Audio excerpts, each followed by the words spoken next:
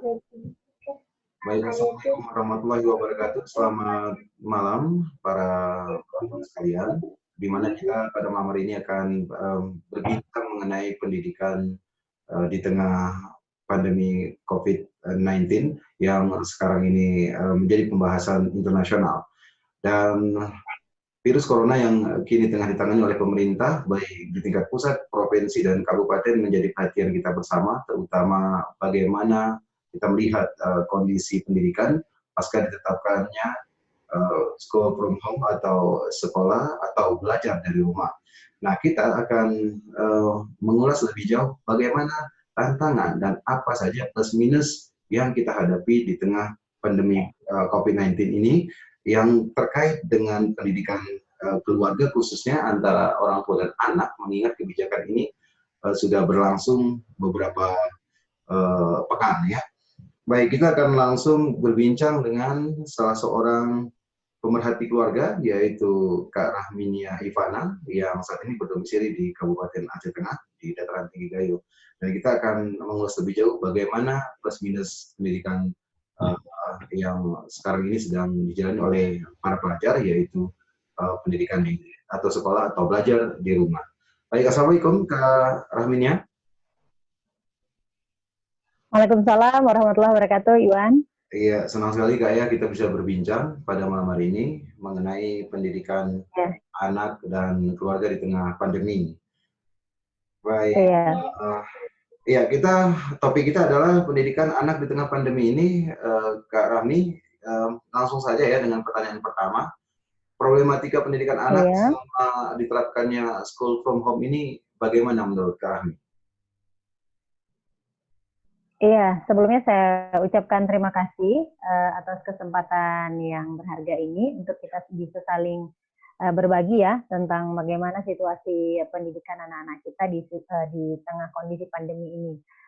Saya ingin sapa dulu para penonton dan audiens yang mungkin mengikuti acara ini. Assalamualaikum warahmatullahi wabarakatuh. Terkait dengan apa yang Iwan tanyakan tadi, mungkin problem ya selama proses pendidikan jarak jauh ya. Kalau kita sekarang mengikuti bahasa yang terbaru itu sudah nampaknya agak baku digunakan PJJ ya, pendidikan jarak jauh. Atau mungkin nanti sama sebetulnya dengan school from home gitu. Kalau kita lihat problemnya, sepertinya hampir umum ya, problemnya itu ada 2 atau 3 problem atau tantangan yang dihadapi oleh orang tua dan guru dalam pelaksanaan pendidikan jarak jauh ini. Yang pertama adalah soal perangkat. Itu mutlak bahwa kita ketika menggunakan pembelajaran jarak jauh ini, maka kita harus punya perangkat atau gawai. Di mana kondisinya ternyata di lapangan ada orang tua yang memang belum memfasilitasi anak dengan gawai ya. Dalam jangkauan usia-usia tertentu memang anak-anak mereka tidak difasilitasi dengan gawai, sehingga ketika dalam kondisi pandemi ini kita harus belajar dengan jarak yang apa istilahnya mungkin secara online, maka ketiadaan perangkat itu menjadi hal yang menjadi kendala begitu dalam pelaksanaan pendidikan jarak jauh. Selain perangkat, yang lain adalah fasilitas internetnya sendiri ya, artinya tidak semua mungkin orang tua selalu standby dalam ketersediaan kuota internet, sehingga proses belajar juga memang ya sangat kondisional tergantung ada atau tidaknya jaringan internet di rumah tersebut begitu. Ini belum lagi persoalan bahwa pendidikan jarak jauh yang mungkin kita pantau, saya pribadi memantau begitu, pendidikan jarak jauhnya itu jatuhnya itu ke seperti chatting saja, seperti saling mengirim pesan saja melalui misalkan WhatsApp Messenger begitu ya. Tapi tidak pendidikan jarak jauh yang sesungguhnya, di mana ada moderasi dalam ruang virtual, ada guru, ada murid yang berinteraksi sebagaimana layaknya seperti pembelajaran di kelas, seperti itu. Mungkin itu kendala-kendala yang umumnya terjadi menurut saya, Iwan. Ya, kemudian jenjang pendidikan orang tua, kemudian juga pengalaman mereka dalam memberikan edukasi pendidikan langsung berbentuk baku ya, yang sudah ada pakemnya. Nah, ini apakah menjadi Iya. problem sendiri menurut Kak Rahmi di lingkungan keluarga? Mungkin bisa diulangi tadi Wan, agak ini Ya, suaranya misalnya gimana? saja terjadi tingkat pendidikan ya, tingkat pendidikan. Artinya bagaimana juga tingkat Iya. pendidikan Heeh. keluarga, misalnya orang tua, ayah bunda, terkait dalam Orang tua, iya ya, betul, heeh. pengalaman mereka juga dalam pendidikan yang baku untuk diterapkan kepada anak-anak begitu. Ini menurut Kak Rahmi bagaimana? Apakah menjadi problematika tersendiri? Iya. Iya, itu sangat mempengaruhi kalau menurut saya, Mhm, karena apa, sekalipun orang tua itu adalah, mungkin orang tua yang memiliki pendidikan yang cukup baik, ya, namun karena situasi kita harus melangsungkan pembelajaran jarak jauh ini berlangsung tiba-tiba ya, hmm, kita memang merespon cepat situasi yang ada, kemudian pemerintah pusat menetapkan berlakunya pendidikan jarak jauh ini kan sesuatu yang tiba-tiba. Jadi siapapun, sekalipun orang tua tersebut memiliki tingkat pendidikan yang cukup baik, sudah sarjana dan lain-lain sebagainya, tetap saja ada kendala di lapangan gitu. hmm, Apalagi kalau kemudian para orang tua berangkat dari mungkin kelompok masyarakat yang katakanlah menengah ke bawah, yang secara pendidikan tidak terlalu tinggi mungkin ya, mohon maaf, hmm, dan juga budaya belajar yang kemudian juga berlaku di keluarga tersebut begitu. hmm. Bagaimana sudut pandang orang tua begitu dalam sebuah sistem pembelajaran dalam situasi normal misalkan, dan itu akan sangat mempengaruhi dengan pendidikan jarak jauh yang hari ini kita laksanakan dalam situasi pandemi. Jadi kalau umumnya kelemahan dan kelebihan atau plus minus pendidikan di rumah itu atau pendidikan jarak jauh itu bagaimana Kak Rahmi? Iya, kalau kita bicara tentang kelebihan dan kekurangan tentu ada ya sebetulnya ya. Hmm, Ketika misalkan perangkat ada, saluran internet ada, kemudian orang tua juga siap mendampingi anak dalam proses pembelajaran jarak jauh ini, hmm, dalam 3 kondisi yang cukup baik seperti itu saja kita akan temui kekurangan ya. Apalagi kalau kemudian 3 hal tersebut memang tidak terpenuhi baik. ya, Nah, tapi kemudian kita sebutkan saja secara umum, dari segi kelebihan, saya melihat bahwa pendidikan jarak jauh yang sesungguhnya ya, di mana kita misalkan seperti kita hari ini punya ruangan dialog gitu ya, ada situasi interaktif, itu setiap peserta didik sebetulnya akan lebih terbuka, akan lebih ya mungkin selama ini kalau di kelas banyak anak mungkin pasif ya, karena suasananya ya di kelas mungkin kan. Tapi ketika dihadirkan dalam sebuah ruang virtual, hmm, mungkin secara psikologis, anak-anak menjadi lebih interaktif dan terbuka serta apa adanya. Jadi proses itu bisa bisa menjadi sebuah yang baik sebetulnya begitu ya. hmm, Tapi asal 3 syarat tadi terpenuhi, perangkat ada, kemudian saluran internetnya juga ada gitu kan. Serta memang proses pendidikan jarak jauhnya itu berlangsung semestinya, tidak hmm, hanya sekedar mengirim misalkan chat gitu, pesan gitu dengan WA misalnya, yang akhirnya kadang-kadang ketercapaian maksud atau pendidikan yang diharapkan itu tidak optimal. oke. Mungkin itu salah satu contoh dari kelebihannya menggunakan ruang belajar virtual atau pendidikan jarak jauh yang hari ini kita lakukan. Nah, kalau dari segi kekurangannya adalah efisiensinya tentu akan menjadi berkurang. Ya, karena kan kalau di kelas seorang guru kan biasa akan menyentuh secara fisik dan psikis kepada anak ya.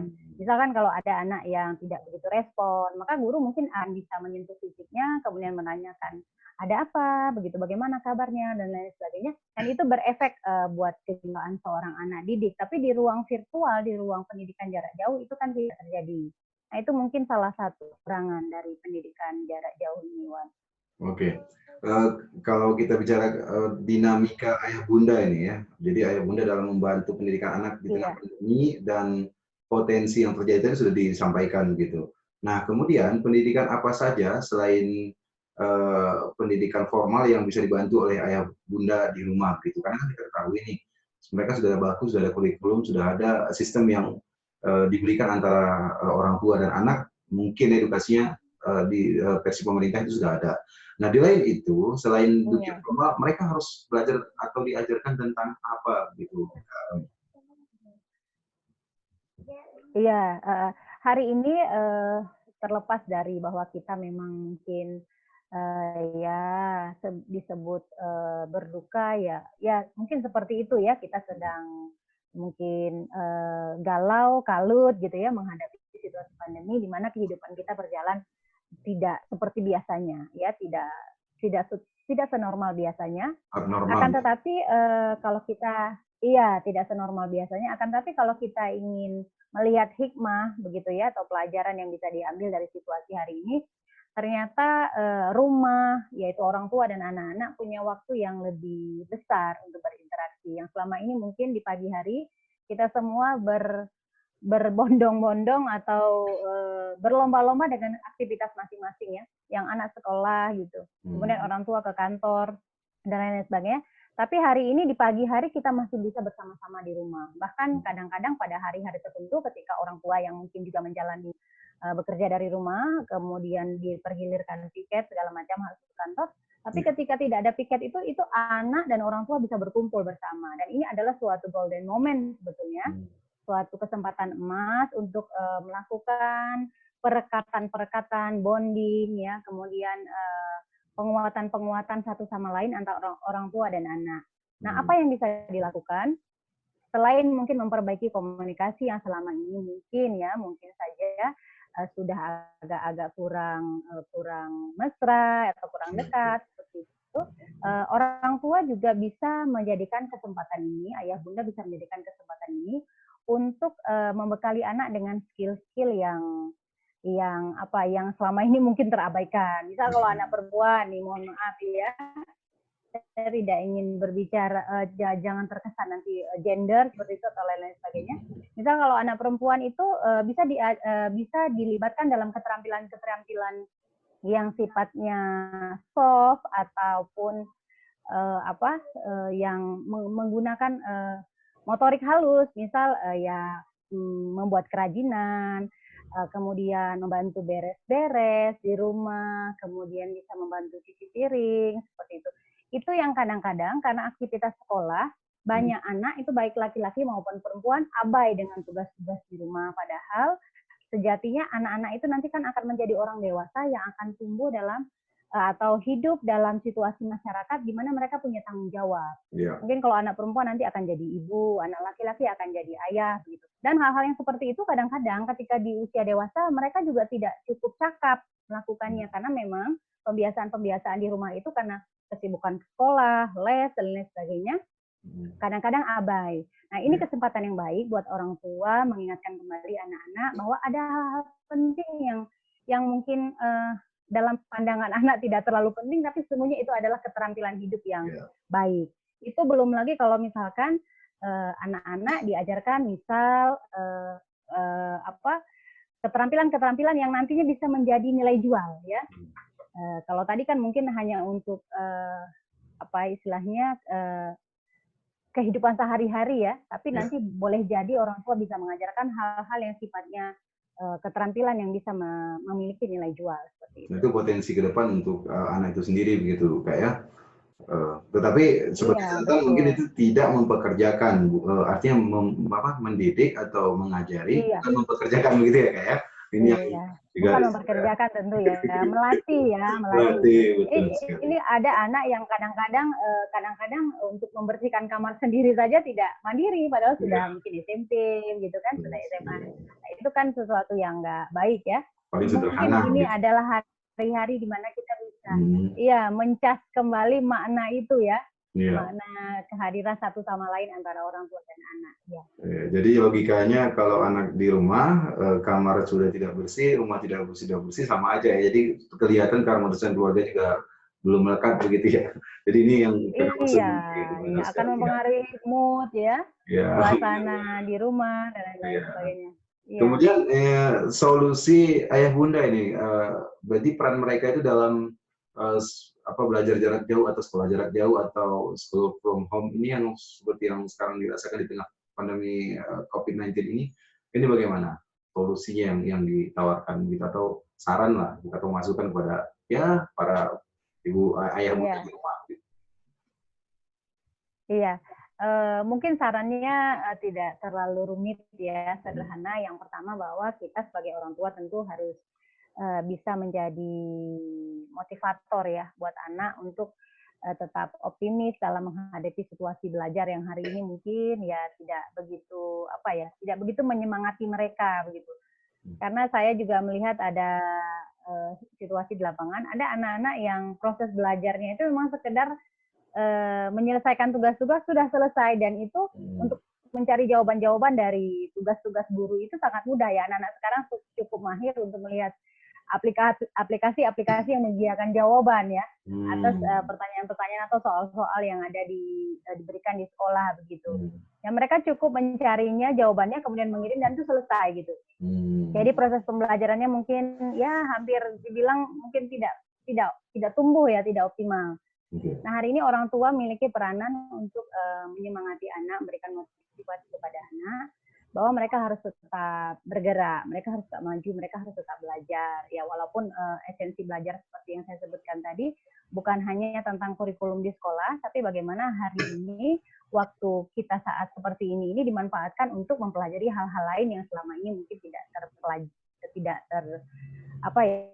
dipelajari seperti itu. Jadi jadilah orang tua hari ini sebagai motivator buat anak-anak dan bisa menjadi tempat bertanya buat anak-anak ketika mereka mungkin canggung melihat situasi hari ini atau mungkin dalam tanda kutip malah ada yang stres mungkin ya. Karena biar bagaimanapun interaksi yang selama ini mereka dapatkan di sekolah dengan kawan-kawan, dengan guru itu adalah sesuatu yang mahal dan mereka tidak merasakannya dalam waktu yang sudah lumayan lama seperti itu. Oke. Kemudian ini kalau dalam social distance dan physical distancing saat ini, apa sih yang harus diperankan oleh orang tua? Karena kan sekaligus selain kita berbincang mengenai bagaimana solusi pendidikan formal informal, nah ini kan kita juga bicara tentang bagaimana social distance dan physical distance yang antara orang tua dan anak begitu. Kira-kira Kak Rami? Iya. Orang tua sebagai orang dewasa yang hari ini berada sangat dekat dengan anak, yang kesehariannya hampir 100% mungkin ya, 24 jam bersama anak, karena memang anak tidak lagi mungkin bersekolah formal sementara waktu ini, harus tetap mengingatkan anak-anak bahwa physical distancing, social distancing itu adalah sesuatu yang sangat bermanfaat buat mereka ya, bahwa mereka harus membatasi pergerakan, interaksi sosial dan juga jarak fisik satu sama lain. Karena memang mungkin anak menganggap ya, anak itu kan berpikirnya sederhana sebetulnya ya. Apa itu COVID? Mereka mungkin tidak bisa menerjemahkan serumit orang dewasa seperti itu. Sehingga mereka tidak merasa perlu kenapa harus mengurung diri di rumah begitu, khususnya untuk anak SMP dan SMA ya. Kalau anak SD mungkin masih bisa dikelola dengan baik, tapi kalau anak-anak yang sudah bersekolah di SMA, SMP mungkin berpikir ngapain lama-lama di rumah, kan ini libur jadinya, karena libur kita bisa banyak interaksi dengan kawan-kawan. Nah ini peran orang tua mengingatkan mereka bahwa manfaat dari physical distancing dan social distancing ini adalah untuk kebaikan kita, bahwa COVID-19 yang hari ini melanda hampir seluruh dunia itu salah satu faktor pencegah yang sangat mujarab atau yang sangat efektif itu adalah dengan mengatur jarak dan mengatur perilaku sosial kita hari ini, interaksi sosial kita hari ini. Itu benar-benar harus selalu dan senantiasa, karena anak perlu penekanan-penekanan dan berulang-ulang. Di samping itu juga orang tua diharapkan mengingatkan anak-anak untuk menggunakan masker ya, karena mungkin kita secara umum tahu bahwa penularan COVID-19 itu melalui droplet. Maka dengan menggunakan masker, setidaknya mereka itu bisa menjadi lebih aman. Ketika memang sesekali harus keluar juga dengan orang tua, misalkan mengunjungi saudara atau apa yang mungkin yang tidak bisa dihindari ya. Semaksimal mungkin tetap stay di rumah, begitu tinggal di rumah. Tapi ketika harus keluar, orang tua tetap harus menjadi pengingat mungkin ya buat anak-anak untuk disiplin terhadap physical distancing dan physical distancing. Oke, kemudian kalau orang tua kalau tadi kita bicara tentang pendidikannya, tapi bagaimana cara menyampaikan atau menjelaskan kondisi pandemi yang sekarang ini terkait dengan school from home atau belajar jarak jauh yang mereka sedang rasakan. Nah, ini bagaimana cara menjelaskan itu ayah bunda yang ada di rumah? Iya, iya. Saya pikir orang tua manapun pasti mengalami ya, ditanya oleh anak, kenapa hari ini mereka libur, mereka Ya. bahasanya mungkin libur gitu ya, tidak Terutama pertama bersekolah biasanya. gitu. Iya. Iya, di minggu-minggu awal ketika mereka sudah melaksanakan pendidikan jarak jauh, saya yakin semua orang tua ditanyai oleh anaknya masing-masing. Walaupun mungkin 1-2 hari mereka senang mungkin ya kesannya libur, tapi lama-lama tidak berinteraksi dengan guru dan teman-teman, mungkin ada sesuatu masalah juga buat mereka ya. Dan mereka bertanya. Maka ketika kita menjelaskan, tentu kita lihat usianya ya, Iwan. Kalau untuk anak yang mungkin yang TK atau mungkin masih katakanlah batasan kelas 1, kelas 2 SD, bahasanya tentu dengan bahasa yang sederhana, menggambarkan apa itu COVID. Sekarang ini saya melihat ada banyak sekali visualisasi dalam bentuk video yang bisa kita pertunjukkan atau kita tunjukkan kepada anak-anak yang itu mampu masuk ke dalam pikiran mereka yang masih sederhana gitu. Apa itu COVID, bagaimana penularannya, sejauh mana berbahayanya COVID itu, sehingga kenapa kita harus melaksanakan pendidikan jarak jauh. Nah, untuk anak SMP dan SMA mungkin kita bisa membahasakan dengan lebih serius ya, tanpa harus memberikan efek takut yang berlebih. Sembari kita juga memberikan pembelajaran-pembelajaran bahwa hidup ini ya begini, begitu, bahwa hidup ini penuh tantangan. Hari ini siapa yang menyangka bahwa seluruh orang di muka bumi ini mengalami pandemi ya, secara merata, secara global, tidak kita saja menghadapinya, dan ini artinya bahwa kita harus bisa mengambil hikmah, kita mendekatkan diri kepada Allah, misal begitu, kemudian kita memperbanyak mungkin mengingat Allah dengan berzikir, dan kita juga harus meyakini bahwa segala sesuatu yang mungkin hari ini yang kita alami, yang kita anggap buruk, itu akan berlalu. Ya, artinya Allah itu maha adil, bahwa dia akan mempergilirkan suasana dalam hidup kita. Akan tetapi sebagai orang dewasa kita harus kita menjelaskan pada anak-anak ya, sebagai orang yang dewasa, kelak kita juga memang akan menghadapi tantangan-tantangan hidup, dan ini adalah bagian dari tantangan hidup. Baik.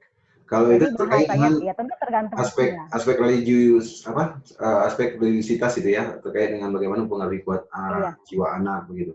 Nah, ini yang terakhir ini Kak Ami ya. Bagaimana umumnya apa yang menjadi harapan orang tua supaya SFH ya, atau school from home ini berjalan efektif dan bermutu gitu. Karena bukan hanya menjadi sekadar dijalankan, sekadar diajarkan, sekadar diberitahu atau dididik, tapi bagaimana kemasan pendidikan orang tua dan yang langsung kepada anak itu lebih efektif dan bermutu. Iya, mungkin kalau saya pribadi selaku orang tua, dan saya yakin juga orang tua yang lain juga pastilah memiliki kurang lebih harapan yang sama. Kita mengharapkan bahwa pendidikan jarak jauh ini atau school from home ini bisa berjalan bermutu ya. Jadi benar-benar kita itu belajar dalam ruang gitu ya, dalam ruang, walau kita menjalannya secara jarak jauh. Kita berada dalam ruang virtual, ada guru, ada murid yang berinteraksi dan saling memberikan kontribusi seperti itu. Jadi tidak hanya sebatas pemberian tugas oleh guru, kemudian anak menyelesaikan mengirim dan itu selesai gitu. Tentu capaian-capaiannya kalau saya pikir secara awam akan sangat rendah mungkin ya. Dan mungkin ini tidak cukup menjadi perhatian guru saja, kepala sekolah, kemudian dinas yang terkait ya, dinas pendidikan, artinya pemangku kebijakan harus sangat betul-betul memperhatikan ini dan mungkin mengevaluasi proses pendidikan jarak jauh yang sudah berjalan lebih dari sebulan ini. Bagaimana ininya? Bagaimana kualitasnya, dan mudah-mudahan benar-benar dievaluasi. Karena kita belum tahu situasi pandemi ini akan berakhir kapan, dan mungkin pendidikan jarak jauh masih akan berlangsung lagi sampai beberapa bulan ke depan. Jadi evaluasi yang diseriusi oleh pihak-pihak yang berwenang ini akan sangat mempengaruhi kualitas belajar anak-anak kita. Dan yang pasti semoga saja mereka ke depan mengingat COVID ini bukan sebagai hal yang kelam gitu ya, tapi bagaimana keluarga menjadi keakraban dengan keluarga, kemudian mereka bisa belajar langsung dengan ayah bunda, lingkungan dan pemerintah benar-benar memperhatikan mereka di suatu saat nanti, karena mereka akan dewasa, akan mengingat ya, karena anak-anak itu tahu ya karena mereka sangat pengingat ulung.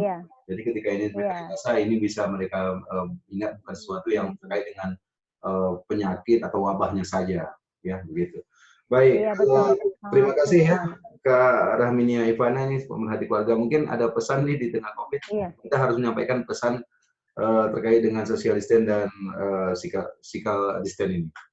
Itu yang paling penting setiap kita dialog harus Iya. disampaikan Kak Rahmi. Iya, iya betul. Kayaknya itu sudah menjadi apa ya, prosedur tetap ya, protap ya. Setiap ada dialog yang bertema COVID, memang harusnya di ujungnya itu tetap diakhiri dengan kampanye ya, kampanye social distancing dan physical distancing. Hari ini mungkin kesempatan yang baik, saya pribadi ingin mengingatkan kita semua tentang tetaplah disiplin dalam physical distancing dan social distancing. Kemudian tetaplah disiplin menggunakan masker seoptimal mungkin ya, kemana saja kita pergi, usahakan tetap menggunakan masker agar kita tidak tertular dan tidak menularkan kepada orang lain. Tapi paling tidak kita membudayakan praktek pencegahan COVID-19 itu dalam standar-standar yang paling minimal seperti itu. Kemudian hindari kerumunan, tetaplah bersemangat menghadapi hidup dan yakin bahwa badai pasti berlalu. Berdamai dengan keadaan, tidak ada yang perlu dikhawatirkan berlebihan, asal kita menjaga apa yang dianjurkan oleh pemerintah dan tetap optimis serta jangan lupa berdoa kepada Allah. Seperti itu.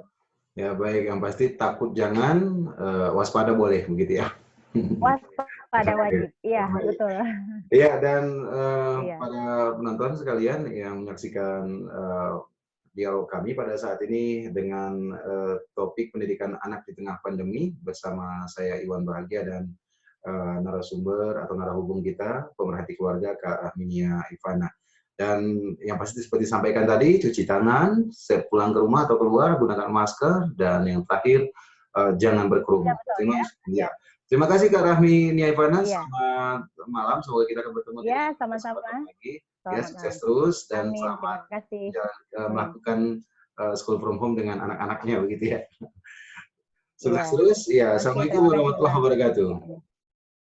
Waalaikumsalam warahmatullahi wabarakatuh.